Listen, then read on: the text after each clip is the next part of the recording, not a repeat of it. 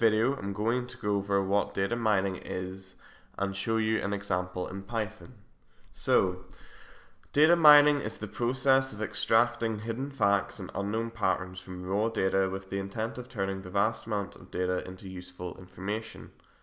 Data mining does this by highlighting the relationship between sets of data, and in conjunction with modeling, which is the act of simulation of a real-world scenario, can be used to make predictions about the future based on historical data.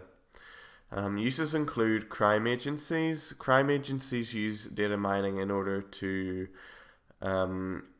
deduce where to place their police officers, in order to have the most efficient use out of them. The stock price prediction, which is going to be what I show you in the example, is essentially used to predict the stock price of a certain stock, and thus using that information you can then optimally buy or sell that stock. Data mining is also used in DNA analysis, particularly in the sequencing of nucleotides, due to the vast amount of them. So, what does data mining require? Data mining has a lot of hard to fulfill requirements.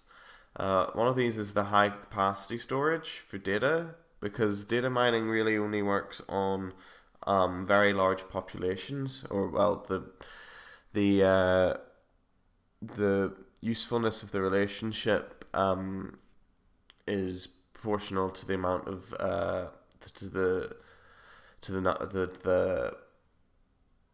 the amount of the relationship. Okay. Data mining. So, what does data mining require? Data mining requires high capacity storage for data, and this is typically done using a data warehouse. Data mining requires a lot of data, as the relationship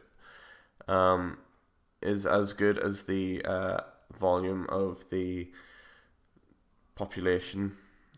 Sorry, that's wrong. Okay, 1, 2, 3, 4, 5. What does data mining require? Sorry. 1, 2, 3, 4, 5, 6, 7, 8, 9, 10. What does data mining require? Data mining requires a high capacity storage for data, and that's typically done using a data warehouse or a database warehouse. Data mining requires a high capacity, large amount of data, because the relationship you obtain from data mining is only as good as the amount of data you possess. The high spec processors are also required. This is because due to the volume of data being processed, the process can take a while, especially if you're using underpowered processors. So high processors are needed to get the data mining process completed in a respectable time, because if it's not done within a certain time period, the relationship produced may not be accurate. Data mining does not have to be done using live data or data that's just come into the data warehouse or storage system and immediately processed. Obviously, in an optimal situation, that would be the best, but if it can be used using non-live data, but you cannot use stale data, because then the relationship itself will maybe false. The last thing is complex algorithms. Complex algorithms ensure that patterns are identified and are reliable.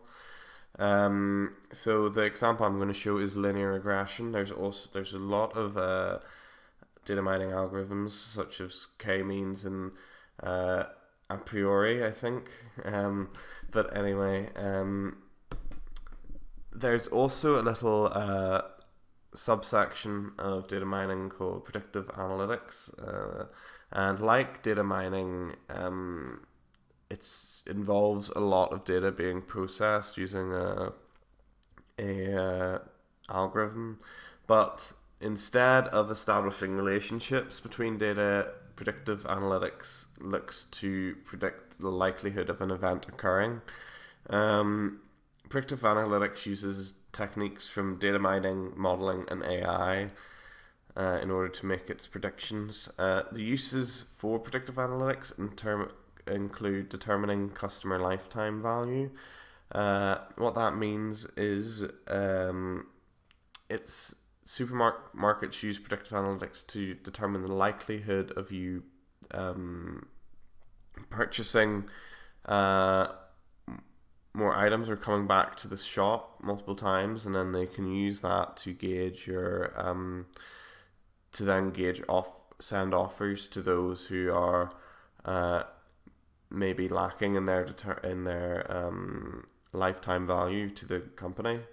Weather prediction also uses predictive analytics, and also sentiment analysis. Sentiment analysis is how the company or business looks online. So what the online sentiment of the company is. This can be very hard to determine manually, because if it's a large company, it'll be referenced quite often throughout the internet. However, with predictive analytics, you can essentially analyze all those articles or stories about a business, and then come out with an overall sentiment of their online prestige, essentially. So now that I've shown a brief window into data mining, I'm going to now go to my Python example. So we're now in my data mining Python script, and this script takes the Google stock data from a site called Quandl, which stores a lot of financial data on companies. So it's going to take the stock data from that, and it's going to essentially manipulate this sort of stock data using the linear regression algorithm. It's going to essentially come up with a relationship. It's going to plot that relationship on a graph and then forecast the relationship onto a future time period.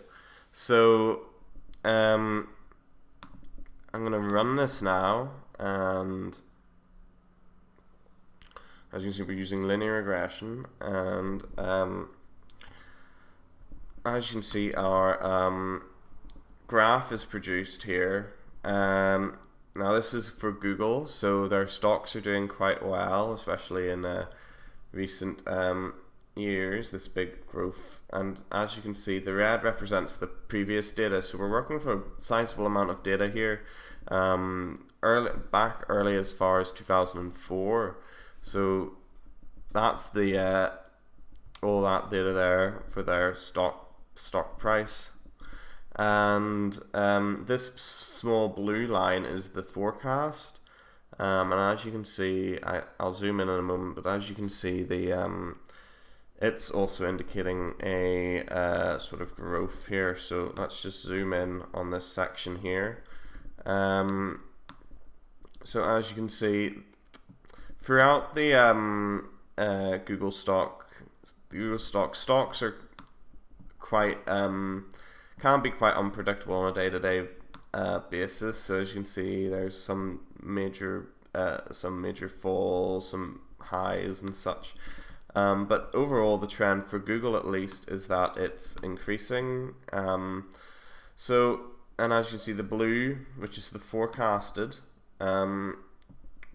shows that that there is an increase with an expected downturn, and then probably another rise later on, but I only set it to do a certain amount of time. So but yeah, that's an example of a data mining, and this would be very useful, especially for such stockbrokers and things.